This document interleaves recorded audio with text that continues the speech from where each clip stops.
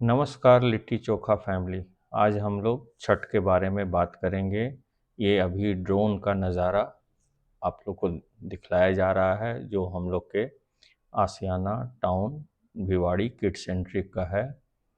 और ऊपर से कैसा नज़ारा आता है वो देखिए एक बार। अभी व्रती लोग नहीं आए हैं, जस्ट पूरे एरिया का एक बार दिखलाया जा रहा है। आगे चलकर सेलिब्रेशन का एक एक वक्त का आप लोग मज़ा उठाएंगे। सेलिब्रेशन का शुरुआत धमाकेदार पटाखों से होगा और आपको अच्छा लगेगा। फिर हम लोग छठ के बारे में बात करेंगे। तो आइए अब हम लोग पटाखा जला के छठ की शुरुआत करते हैं और पूरी भावना से इसको सेलिब्रेट करते हैं।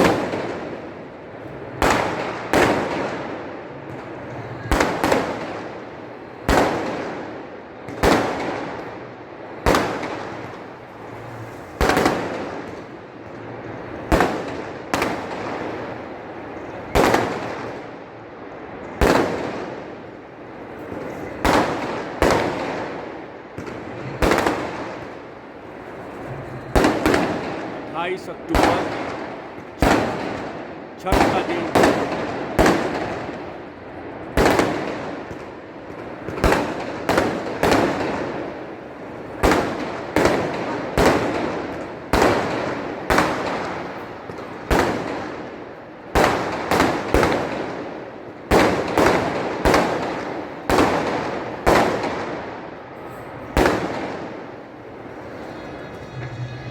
ये वीडियो चूँकि यूट्यूब का लिंक पे डाला जाएगा तो इसमें छठ का गीत हम लोग नहीं डाल सकते हैं, कॉपीराइट का मामला आ जाएगा। इसीलिए चाहकर भी बैकग्राउंड से छठ का गीत आपको नहीं सुनने में आया है।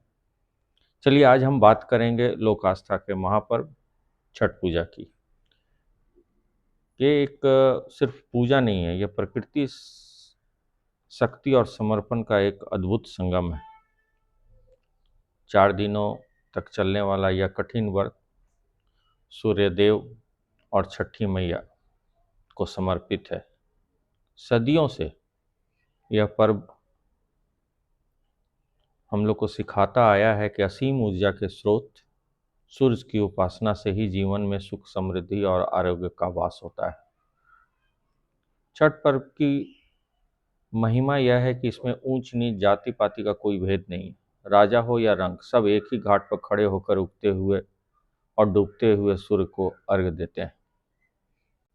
चूँकि इस वीडियो को वो लोग भी देखेंगे जो कि छठ के बारे में जिनको पूरी जानकारी नहीं है, इसलिए एक बार ब्रीफ कर दें। नहाय खाए से स्टार्ट होता है पहला दिन। इस दिन व्रती स्नान के बाद सिर्फ शुद्ध शाकाहारी भोजन करते हैं। यह दिन व्रत की शारीरिक और मानसिक शुद्धि की शुरुआत होती है।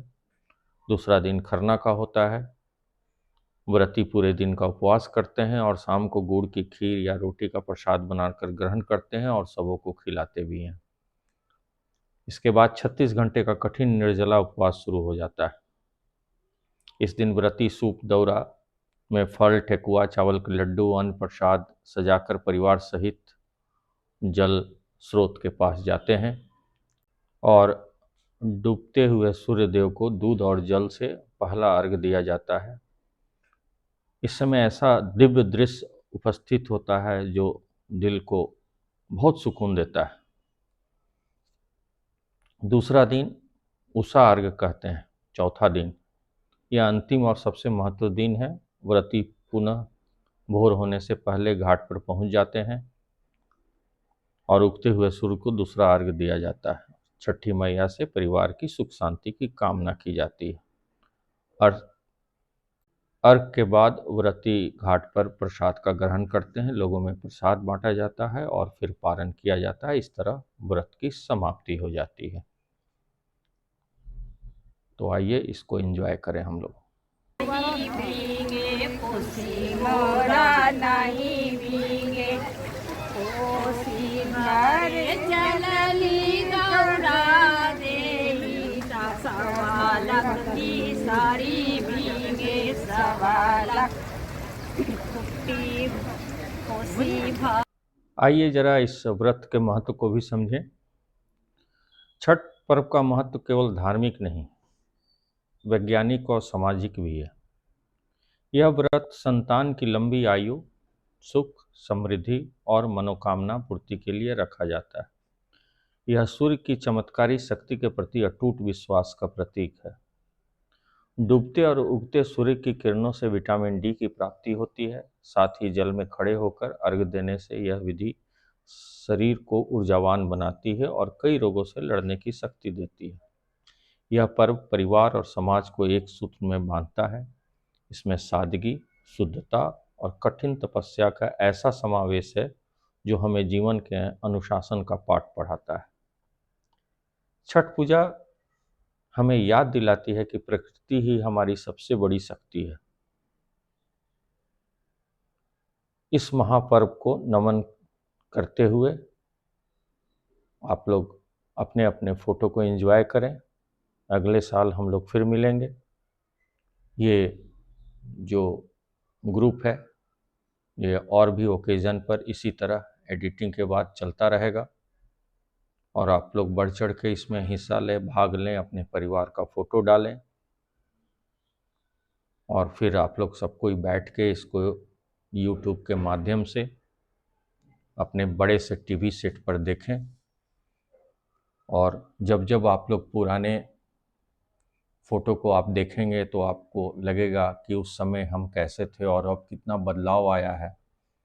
पहले से हम और स्मार्ट नज़र आ रहे हैं या पहले से और थोड़ा उम्र बढ़ता हुआ नज़र आ रहा है। तो इस भावना से इस तरह का हर साल हमारे तरफ से कोशिश रहेगा कि हर साल हम लाइब्रेरी बनाते जाएं। मेन हम लोग जो भी फेस्टिवल करेंगे, छठ हो या होली हो, दो फेस्टिवल हम लोग के लिए बहुत ही मायने रखता है। दुर्गा पूजा का अपना महत्व है और भी पूजा का महत्व है, लेकिन हम लोग एक परिवार का फ़ोटो हम लोग इसमें डालते रहेंगे और उस परिवार के उत्थान के लिए हम लोग हमेशा एक दूसरे के साथ जुड़े रहेंगे। और आप लोग से मेरा यही रिक्वेस्ट है कि जिस भावना, जिस सेंटिमेंट से हम ये काम कर रहे हैं, इसमें आपके सहयोग के बिना ये संभव नहीं है। एक दूसरे के सुख दुख में एक दूसरे के साथ हम लोग हमेशा खड़े रहें। इस तरह से हम लोग का ये बृहद परिवार किसी भी ओकेज़न पर हम लोग को अकेला महसूस नहीं कराएगा। और धीरे धीरे कहते हैं ना कि जब आदमी दूर रहता है तो पड़ोसी ही परिवार बन जाता है। तो हम लोग को वाकई में इसे परिवार के रूप में डेवलप करना है। देखिए कितने सुंदर सुंदर आप लोग नज़र आ रहे हैं। जिन्होंने अपने फैमिली का फ़ोटो हमें शेयर किया है उनको बहुत बहुत धन्यवाद। जो अभी नहीं शेयर कर पाए हैं, अगले किसी ओकेज़न पर अपने फैमिली का फ़ोटो ज़रूर शेयर करें ताकि हम लोग उसको एक सेंटिमेंट्स में आकर एक दूसरे के लिए प्रस्तुत कर पाएँ। तो इस भावना के साथ आप लोग को ढेर सारा शुक्रिया, धन्यवाद, ताकि आज हम लोग को जो प्रसाद मिला है वो वाकई में उस मिट्टी की खुशबू की याद दिलाता है। लिट्टी चोखा परिवार का जो कल्चर है, जो सभ्यता है, जो हम लोग का खान पान है, वो सारा खुशबू ड्राइंग रूम में बिल्कुल ही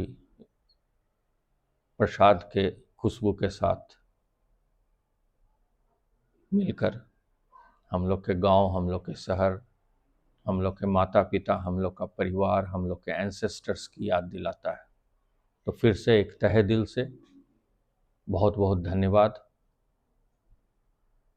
फ़ोटो को एंजॉय करें, देखें, जब भी आपको मन करे वहाँ रोक कर फिर से दोबारा देख लें और अपना अपना कमेंट ज़रूर करें लिट्टी चोखा परिवार वाले ग्रुप पर, ताकि आगे इसमें सुधार किया जा सके। धन्यवाद।